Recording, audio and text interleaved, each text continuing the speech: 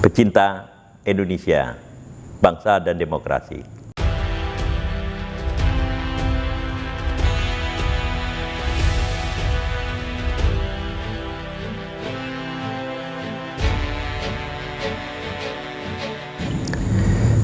Barusan, ya, sedikit lebih pukul 8 malam, 16 Oktober 22, maksud saya 2022, saya konfirmasi kepada Menko Polhukam, Mahfud MD.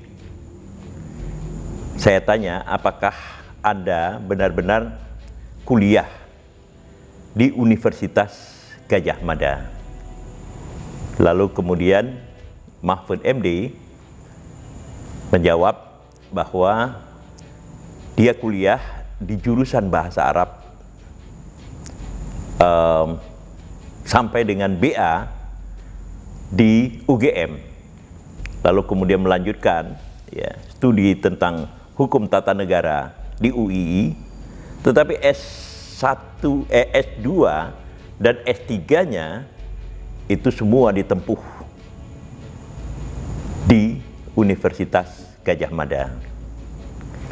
Nah, karena itu pantas, ya, ketika saya diminta untuk menjadi moderator tentang, ya, untuk seminar-seminar pembangunan, ya, dari alumni UGM yang disebut dengan Kagama itu, Mahfud MD adalah diundang menjadi salah satu pembicara, dan peristiwa itu berlangsung di Jogja.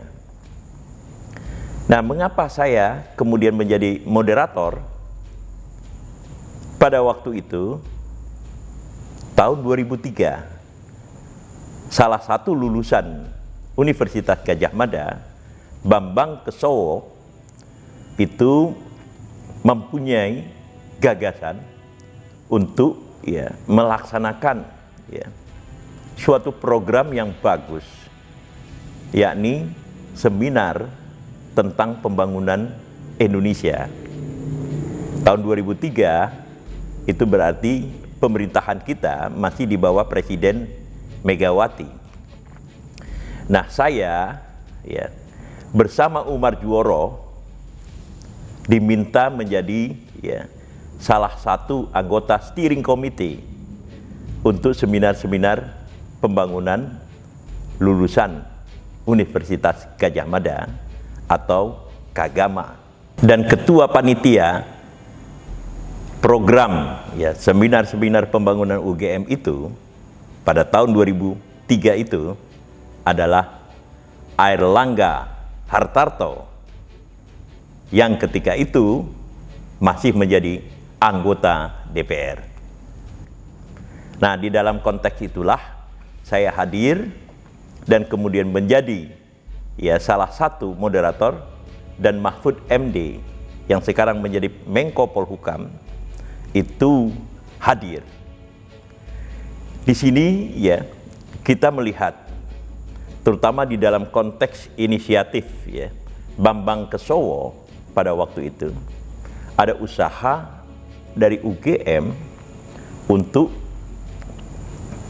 tampil, ya, melebihi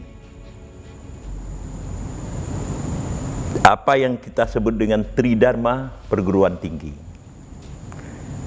Jadi seminar-seminar yang dilakukan oleh Kagama pada waktu itu tidak hanya berlangsung di satu kota. Selain di Jakarta, di Yogyakarta, juga kemudian di kota-kota di luar Jawa.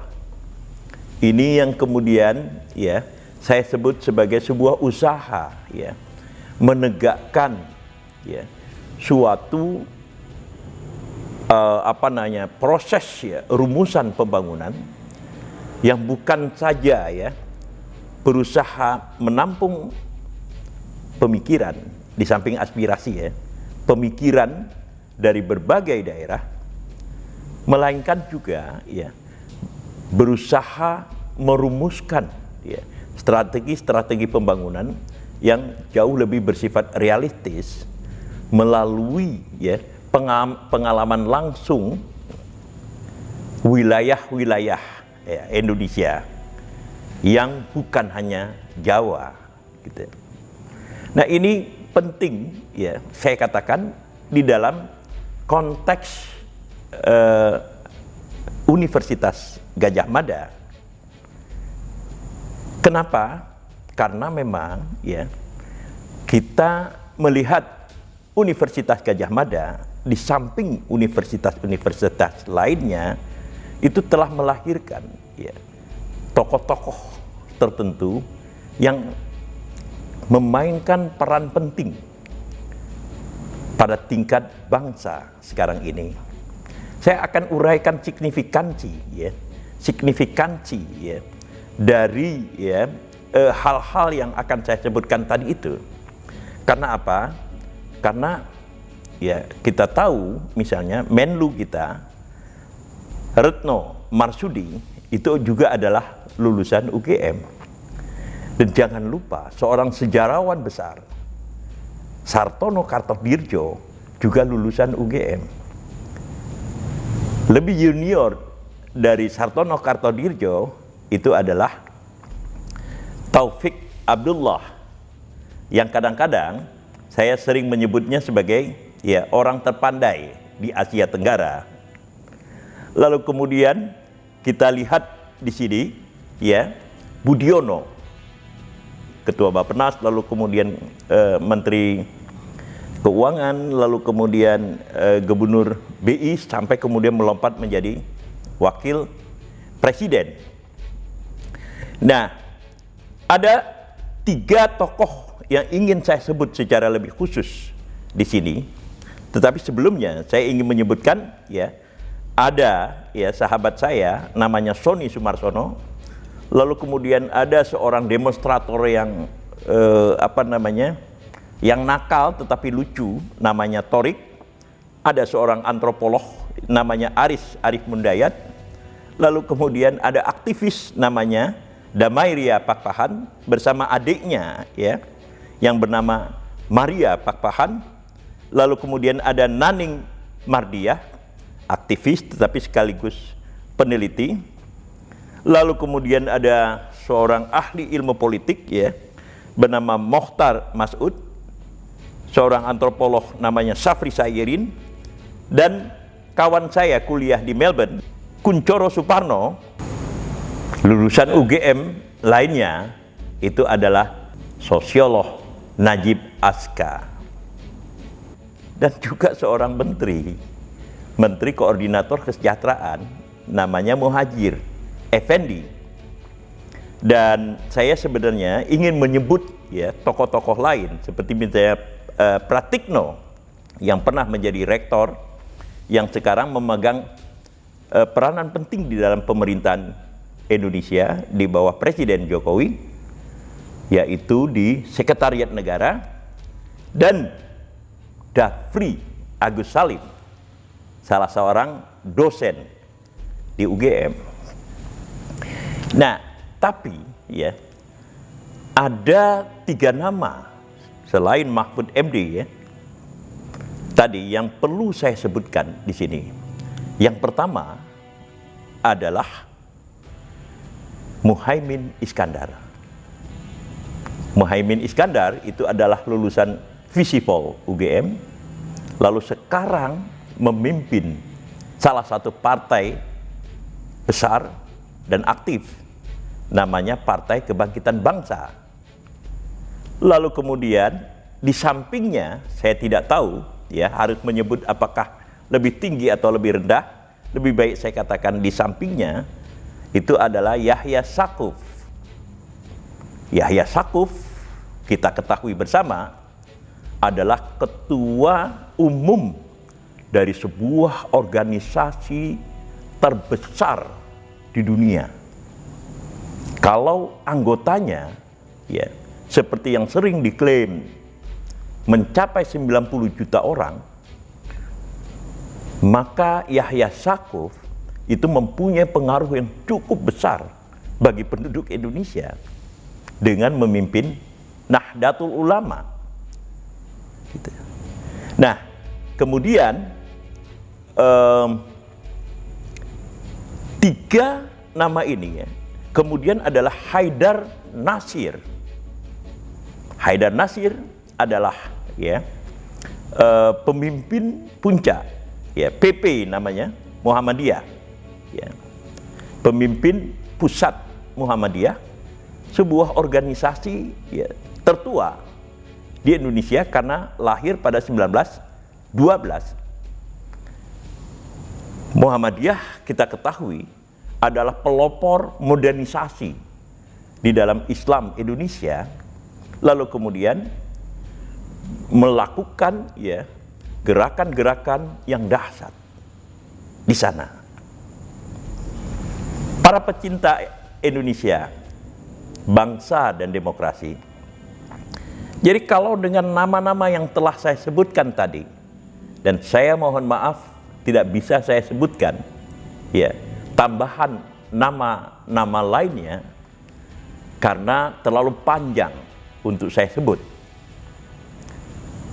Jadi saya ulang, kalau misalnya nama-nama yang telah saya sebutkan tadi kita gabung dengan Jokowi, kita gabung dengan Ganjar Pranowo, kita gabung dengan Anies Baswedan, kita gabung dengan Airlangga Hartarto, sebagaimana telah kita sebutkan ya sebelumnya di dalam konten yang telah ya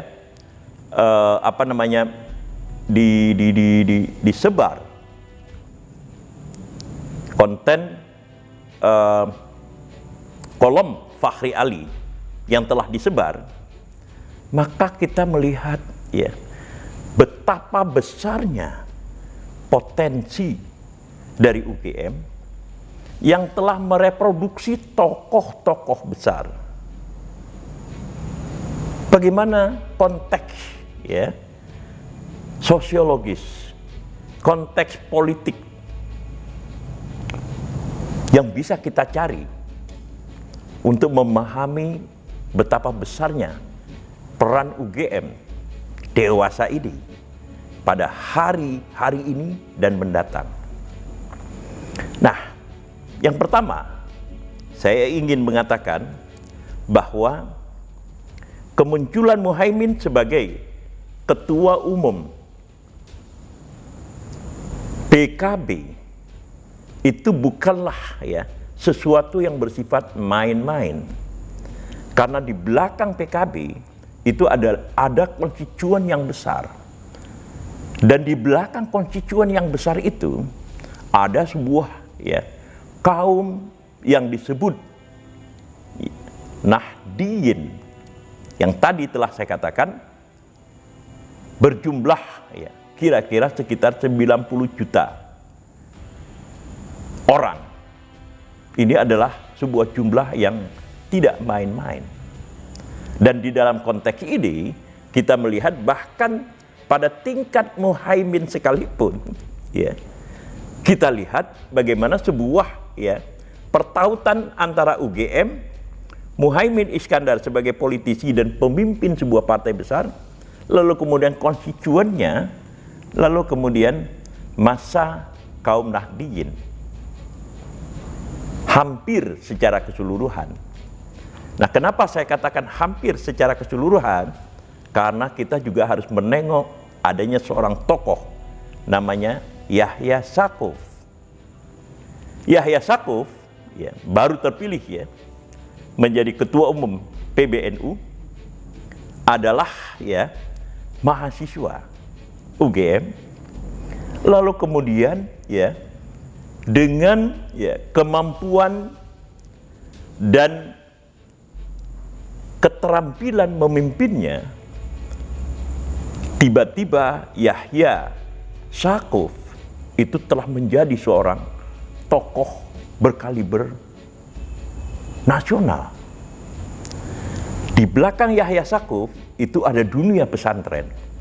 Lalu kemudian di belakang Yahya Saquf itu ada ya lapisan-lapisan tebal dari kaum Nahdliyin yang sejak dulu sering dikatakan, dan mudah-mudahan salah ya, selalu ya bersifat sami'na wa ata'na. kepada sang pemimpin. Jadi kalau misalnya kita lihat ya dari garis keturunan pesantren yang dimiliki oleh Yahya Stakuf dan posisi formalnya sebagai seorang pemimpin puncak Nahdlatul Ulama, maka hubungannya dengan dunia kaum Nahdiyin itu sangat besar. Dan ini ya memberikan ya, posisi tersendiri bagi UGM. Kenapa saya katakan posisi tersendiri bagi UGM? Karena bagaimanapun juga ya, Yahya Stakuf itu pernah mengenyam pendidikan akademik di Universitas Gadjah Mada itu. Nah, sehingga kemudian ada simbiosis, ada pertautan antara UGM dengan artikulasi setiap ya tokoh-tokoh ya yang pernah ya diayomi oleh UGM di dalam konteks pendidikan. Lalu kemudian kalau kita kembali kepada Mahfud MD, maka kita ketahui bahwa Mahfud MD itu bukan hanya sekedar seorang Menko Polhukam, bukan gitu. Kendati pun posisi dia sebagai Menko Polhukam itu sudah sangat signifikan, tetapi melainkan juga ya hubungannya dengan kekuatan-kekuatan yang ada di tengah-tengah masyarakat. Nah, persoalannya sekarang, langkah sosiologis apa yang harus dilakukan oleh UGM dengan potensi tokoh-tokoh besar yang semacam ini, di samping yang telah saya sebutkan. Apalagi misalnya ya, posisi Mas Amin Rais. Kita tahu Mas Amin Rais itu bukan hanya pendiri PAN, ya, Partai Amanat Nasional, tetapi juga adalah Ketua Umum Muhammadiyah beberapa periode sebelum Haidar Nasir. Bahkan bukan hanya Ketua Umum PP Muhammadiyah, melainkan juga tokoh ya reformasi yang meruntuhkan rezim Orde Baru yang telah berkuasa selama lebih dari 30 tahun.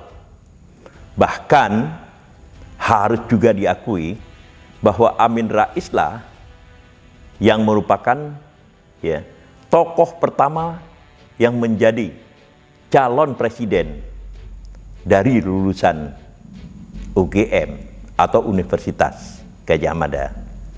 Dan karena itu ya secara tidak langsung, bahkan mungkin langsung, sebenarnya UGM itu telah menaungi tokoh-tokoh besar yang dahsyat.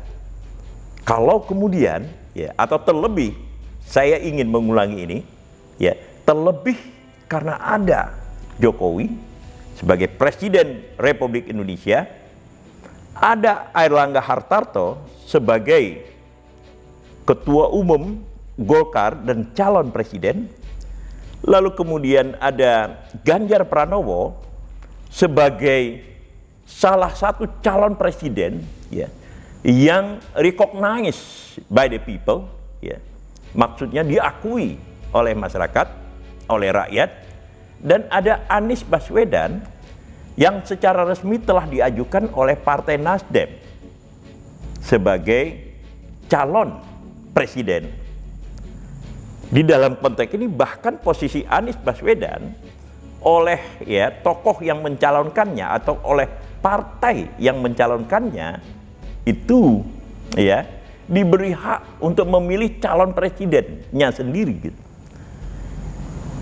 Di dalam konteks ini betapa istimewanya para alumni UGM. Nah, langkah apa yang kemudian ya dengan potensi individual yang begitu besar yang terus terang ya tidak dimiliki oleh universitas-universitas lainnya, langkah apa yang bisa dilakukan oleh UGM sebagai sebuah institusi yang bergerak beyond ya, melintasi Tridharma perguruan tinggi. Saya ingin mengusulkan soal bangsa. Kenapa soal bangsa? Di sini kita bisa mengatakan ya, proses demokratisasi yang berlangsung secara mendadak, walaupun kita gunakan kata tanda kutip di sini ini, itu telah menimbulkan anomali. Ya, sebuah konsep sebenarnya yang diperkenalkan ya oleh oleh Durkheim ya, seorang sosiolog dari Prancis, yang menyebutkan bahwa struktur dan sistem tata nilai yang lama itu relatif ya, semakin mengalami declining, sementara pada saat yang sama ya, struktur baru itu, bukan struktur baru yang saya masukkan ya, nilai-nilai baru yang dianggap otoritatif itu tidak kunjung muncul secara mapan, secara established, lalu kemudian diikuti oleh lainnya.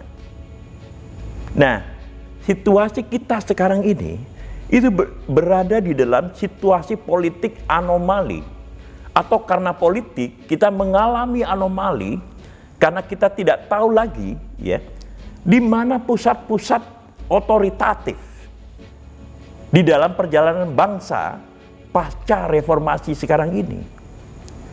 Partai-partai politik ya, karena proses-proses yang real yang berlangsung sekarang ini itu bukanlah pusat otoritatif di mana rakyat kemudian secara keseluruhan itu menengok dan mencari sebagai salah satu sumber untuk menstrukturkan tindakan mereka.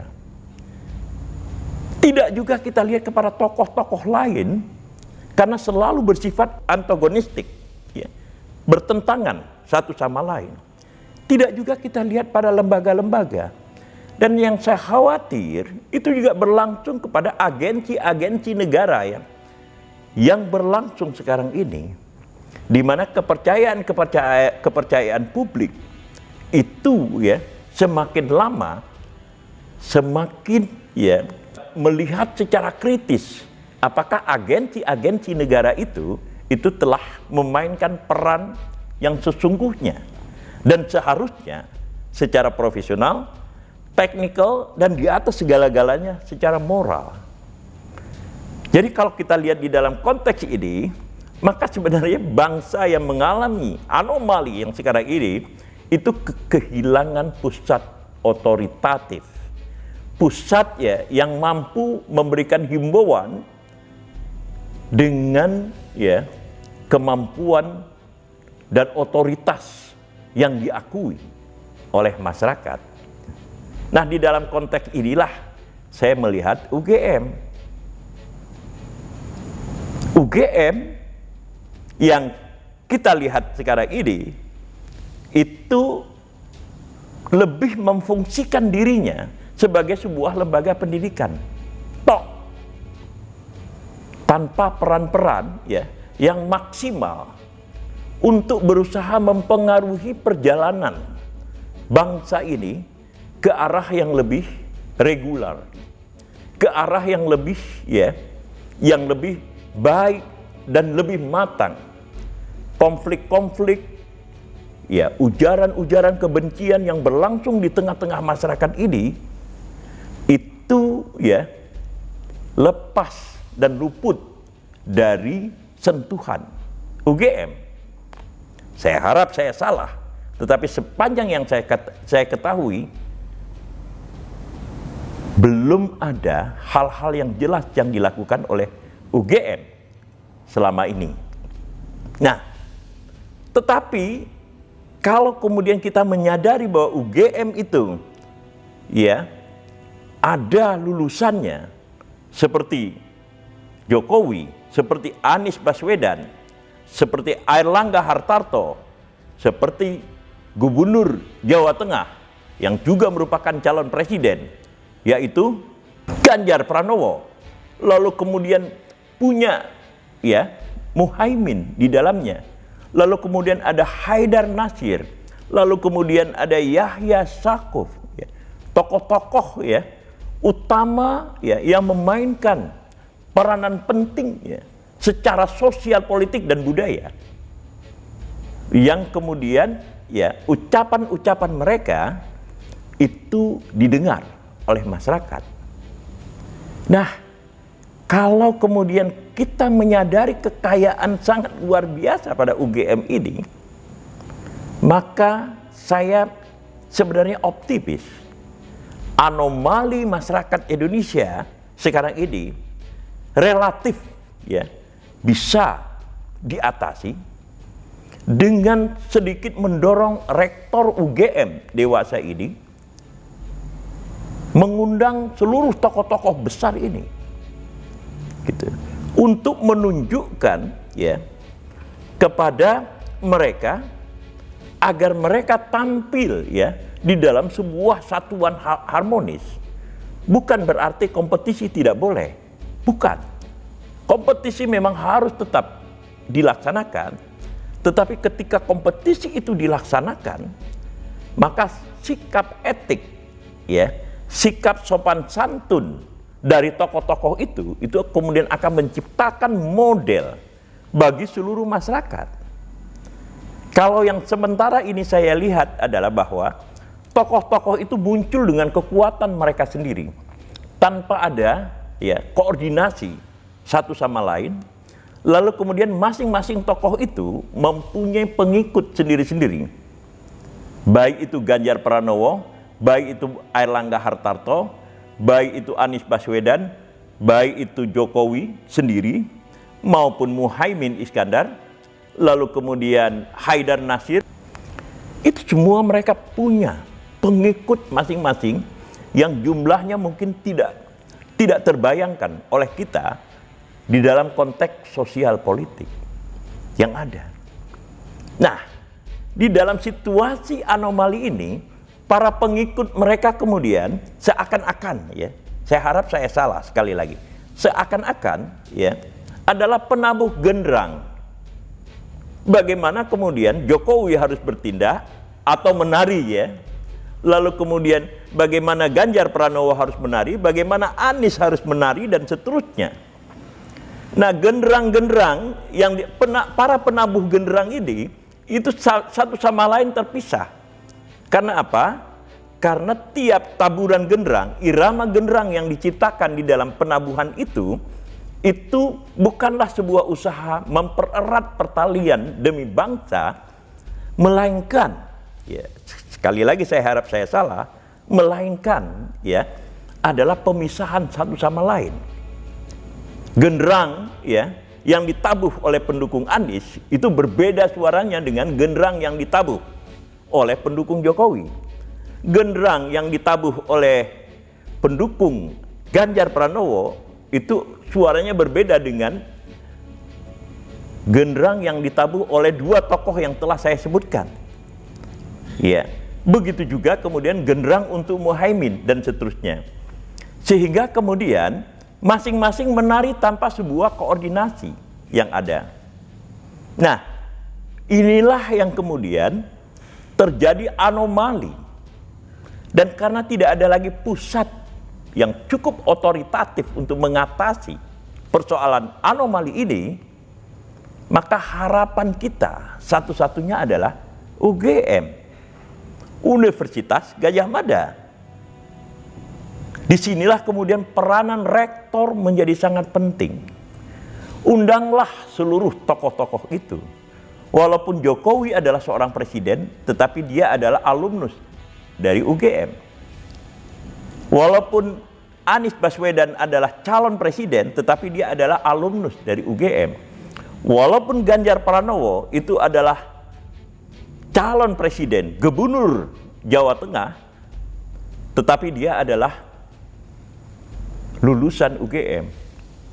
Walau Airlangga Hartarto sebagai Menko Perekonomian adalah seorang pemimpin partai besar, tetapi dia juga adalah lulusan UGM.